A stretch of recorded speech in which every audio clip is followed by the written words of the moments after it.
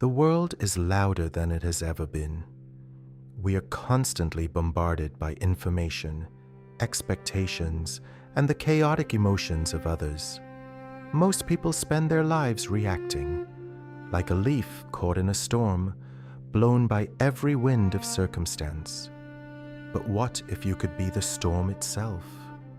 Or better yet, the mountain that the storm cannot move.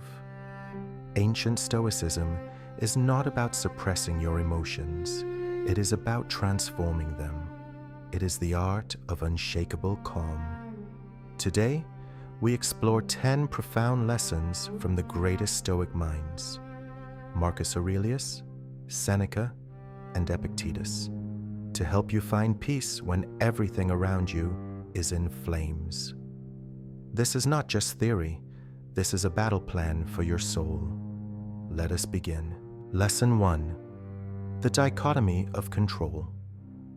Epictetus, born a slave, but who died a master of his own mind, taught the most important rule of Stoicism. Some things are up to us, and some things are not. Most of your anxiety comes from trying to control the uncontrollable. You cannot control the traffic, the economy, or what your boss thinks of you. When you tie your happiness to these things, you hand over your keys to a stranger. The Stoic archer does his absolute best to pull the string and aim the arrow. But once the arrow leaves the bow, the wind is in charge.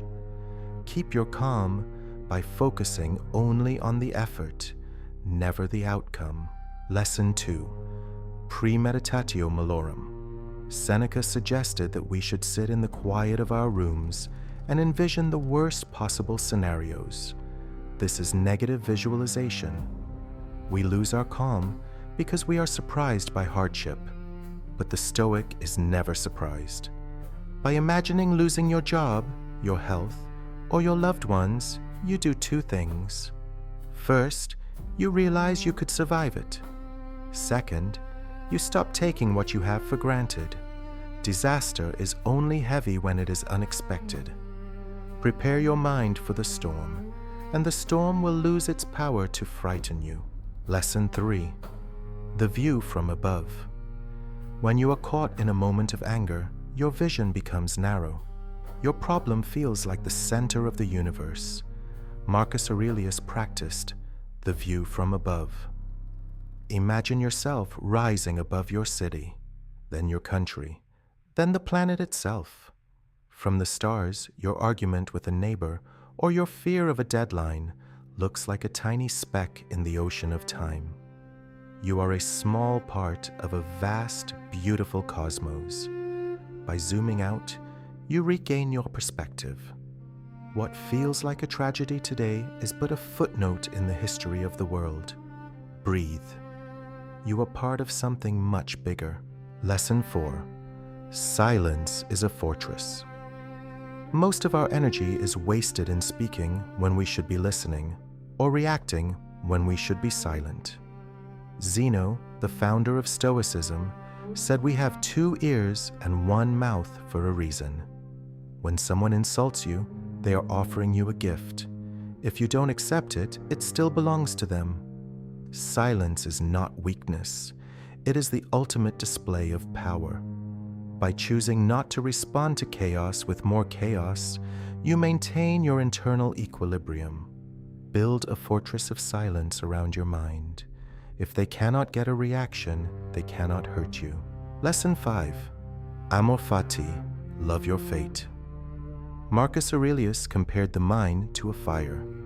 A strong fire consumes everything you throw into it and turns it into flame and brightness. This is amor fati, not just enduring your life, but loving it. Do not wish for reality to be different. If you are stuck in the rain, love the rain. If you face a challenge, love the opportunity to grow stronger. When you stop fighting against reality, you find a peace that no external event can break. Your fate is the fuel for your greatness. Lesson 6. Perception is reality. It is not things that disturb us, but our interpretation of those things. A rainstorm is just falling water. It is only bad if you decided it should be sunny. You have the power to revoke your judgment at any time. When someone is rude, tell yourself, this person is confused about what is good and bad. When you lose something, tell yourself, I have returned it to the universe. By changing the labels you put on events, you change your internal world. Control your labels, and you control your calm. Lesson 7. The Inner Citadel. Within you, there is an inner citadel, a place where no one can enter without your permission. Your character, your choices, and your will are yours alone. The world can take your money, your reputation, and your body, but it cannot touch your mind unless you allow it. Remind yourself daily, I am the master of this fortress. No matter how much noise there is outside, the center of your soul can remain as still as a deep mountain lake. Lesson 8. Voluntary discomfort. Seneca, despite his wealth, would set aside days to wear rough clothes and eat only the simplest food. He asked himself, is this what I feared? Anxiety is often the fear of what if. What if I lose my comfort? By practicing voluntary discomfort, taking cold showers, fasting, or sleeping on the floor, you prove to your brain that you are stronger than your luxuries. Once you know you can survive with little, you stop fearing the loss of much. Lesson 9. Journaling and reflection. At the end of each day, the Stoic performs a mental audit. What did I do well? Where did I lose my calm? Why did I react that way? Marcus Aurelius's famous book, Meditations, was actually his private journal. He wrote to himself, for himself. By putting your thoughts on paper, you distance yourself from them. You stop being the emotion and start being the observer of the emotion. Self-awareness is the precursor to self-mastery. Lesson 10. Memento mori. Finally, remember that your time is finite. This is not to make you sad, but to make you present.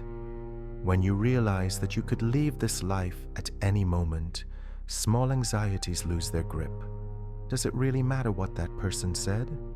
Does it really matter that the train is late? In the shadow of your mortality, only virtue and peace remain.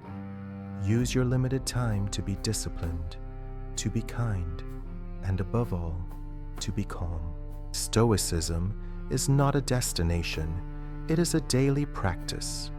Some days you will be the mountain, other days you will be the leaf. The goal is simply to keep returning to the center. Thank you for walking this path with us today. If you found value in these lessons, subscribe to The Disciplined Soul and join our community of those seeking strength in silence. Master your mind, reclaim your soul. Until next time.